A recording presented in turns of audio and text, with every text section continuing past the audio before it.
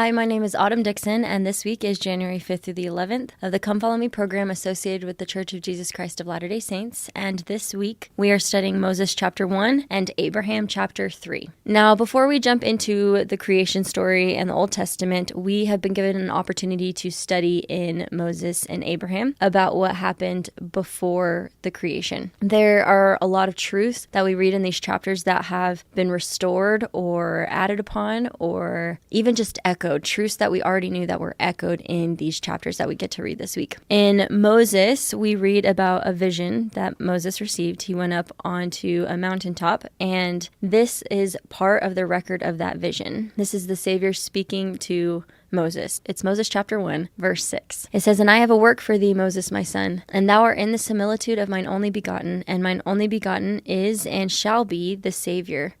For he is full of grace and truth, but there is no God beside me, and all things are present with me, for I know them all." There are two specific phrases in this verse that I want to talk about today. And when you put these two phrases together, they teach us something very specific that I want to talk about. And I want to start with this first phrase where it says, "Mine only begotten is and shall be the Savior, for he is full of grace and truth." So the Savior has grace and truth. He's full of it. And before I get to the next phrase that I want to tie into this phrase, I want to talk about this idea of the Savior being full of grace and truth. So let's talk about grace. The Savior is full of grace. In the topics and questions section on the church website, it says this quote about grace. It says, "Grace is a gift from Heavenly Father, given through His Son, Jesus Christ." The word grace, as used in the scriptures, refers primarily to enabling power and spiritual healing offered through the mercy and love of Jesus Christ. So it talks about the Savior being full of grace. So he is full of this enabling power. He's full of this spiritual healing that he offers to us in mercy and love. There's also a couple more truths that go with that. This idea that he overcame physical death and he overcomes spiritual death for us, things that we would not be able to do on our own. He enables us to return to live with him and our Heavenly Father. He strengthens us. He helps us every day.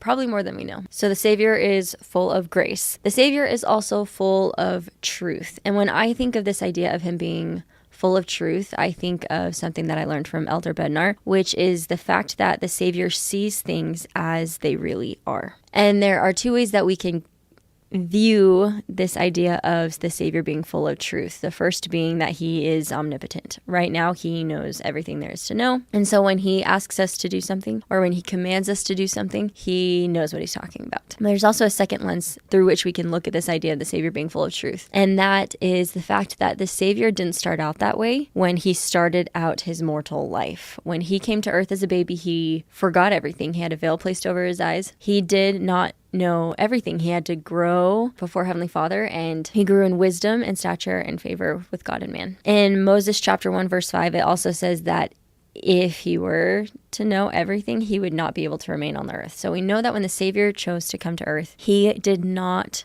know everything immediately. He had the veil placed over his eyes just like us. But the Savior knew the most important truths. I believe that he was still full of truth in the sense that he knew the most important truths and he lived according to them. Now I want to get to that second phrase in the verse that we read that adds just another layer of meaning to our understanding. So we know that the Savior is full of grace and truth. It also says this, "Moses, my son, thou art in the similitude of mine only begotten." So we talked about what the Savior is. Moses, my son, thou art in the similitude of mine only begotten. This word similitude means to resemble, not so much in looks, but in how one chooses to live. Moses was like the Savior. He was not perfect like the Savior, but he was like the Savior. And in that way, Moses was full of grace and truth. When we are baptized, we promise to take the Savior's name upon us. And what that means to me is that when I am standing in front of someone, I am a stand-in for the Savior. I have his name written upon me. And so I am representing him, and I am going to do what he would do if he were in my place. That's what it means to me when you take the Savior's name upon you when you're baptized. And so in essence, we are promising to be in similitude of the Savior, which means that we can also be full of grace and truth. And it will be different than how the Savior is full of grace and truth, and we'll talk about those differences, but we can likewise be full of grace and truth. And so everything that we just talked about with the Savior, of how he is full of grace, how he is full of truth, I want to go back through those items and their parallels in our life being full of grace and truth. So being full of grace, we can offer the enabling power, we can offer spiritual healing, and we can offer it with mercy and love, not in the same way that the Savior does. When you sin and you harm your spirit, another person can't just come in and heal you. It's not within our scope of ability, but another person can take you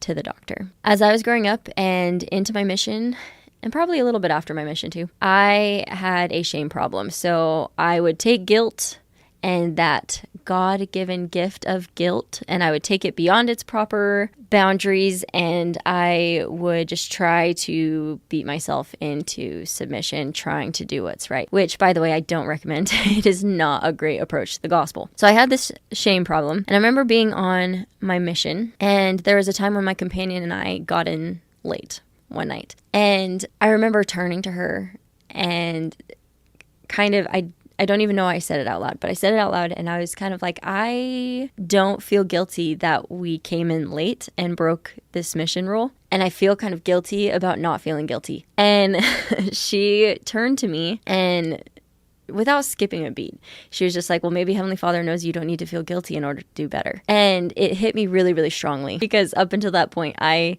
had a very wrong idea of what guilt was supposed to be. And I don't even know that she understands how much that nonchalant answer affected me. I'm pretty sure that was the only time I was in late on my mission, other than when there were times when circumstances were beyond anything I could do anything about. My companion did not spiritually heal me, but she did help me see the doctor. I had a lot of self-inflicted damage, spiritual damage that I did to myself in the name of trying to force myself to be better. And I would attack myself and berate myself. And ironically, it wasn't bringing me closer to the Savior. Even though I was trying to beat myself into the direction of being like the Savior, it was doing the opposite, and it was taking me away from him. My companion didn't heal me. She couldn't take away those feelings. She couldn't pay for the sins, but she did take me to the doctor. She offered grace to me, even though it wasn't her grace. She was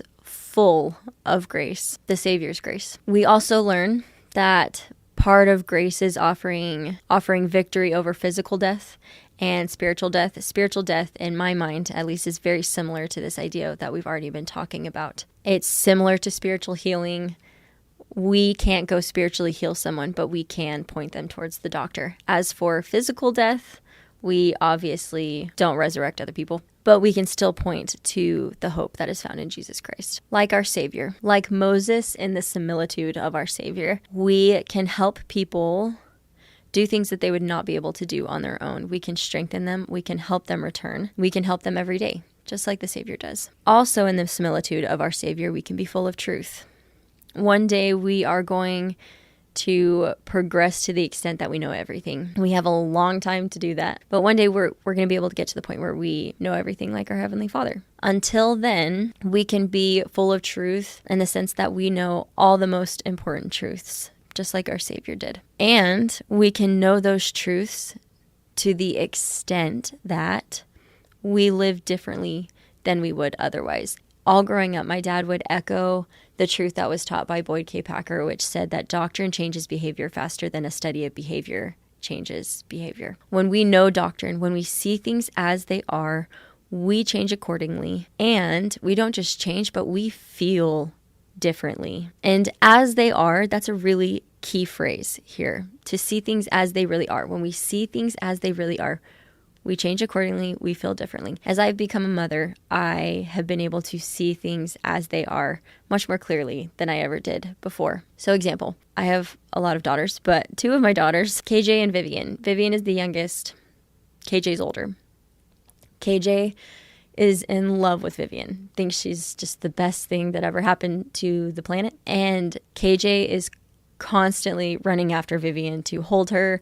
I'm trying to carry Vivian around the house, and all of a sudden Vivian almost gets yanked through my arms to the ground because KJ just wants to hold Vivian all the time. KJ will sneak up behind Vivian while she's trying to go somewhere, wrap her arms around her stomach, and then just fall onto her back and hold her there until Vivian starts screaming. And I feel like I'm a broken record all day. KJ, let go of Vivian. KJ, let go of Vivian. KJ, let go of Vivian. KJ loves Vivian. Well, there's one time when KJ pulled that move that I just talked about where she grabbed Vivian and pulled her back so that she could just hold on to her really, really tight and not let her go anywhere. And in the midst of doing this, she somehow hurt Vivian pretty bad. And Vivian was crying really hard. I can't remember if her arm got bent backwards or however it happened, but she hurt Vivian pretty bad. And Vivian was screaming pretty hard. And KJ froze like a deer in the headlights, and she ran to the stairs and hid in the stairs and was just so sad that she had hurt Vivian. And after I checked on Vivian and made Vivian feel better, I called KJ over to me, and you could tell she was just trying so hard to hold it together and not completely fall apart that she had just hurt her baby sister that she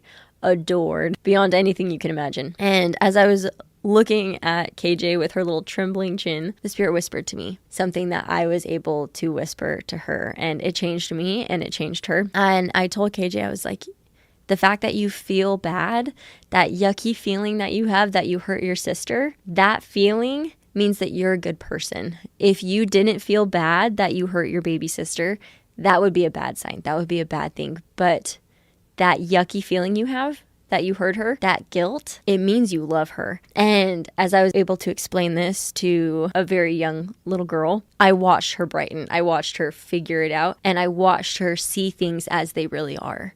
She was able to see guilt and what it really is and what it means. She was able to see the situation as it was, that she wasn't some horrible person that she hurt Vivian, just that it was an accident, and it changed her behavior. She wasn't hiding anymore, and it changed how she felt. Being full of truth is more than just reciting the idea that God judges us by our hearts. It's about understanding how judgment works. It's understanding how Heavenly Father looks at our hearts. It's understanding what that really means and using that knowledge to thwart Satan when he tries to mix us up. It is understanding the truth. It's applying the truth in any given situation. Being full of truth is letting it change how we feel. I testify of a Savior who is full of grace and truth. I testify that one of his purposes is to help us become that way. I testify that that happens line upon line, and each practice changes us a little bit more so that we naturally become that person, and our natural reactions that just happen without us even thinking about them, they become more like the Savior. I testify that becoming like the Savior means taking our hearts with us into our actions rather than just going through the motions. And I testify that the Savior is trying to help us reach this point where we're full of grace and truth because he knows that it'll make us happier, and he loves us and he wants that for us. And I say that in the name of Jesus Christ. Amen.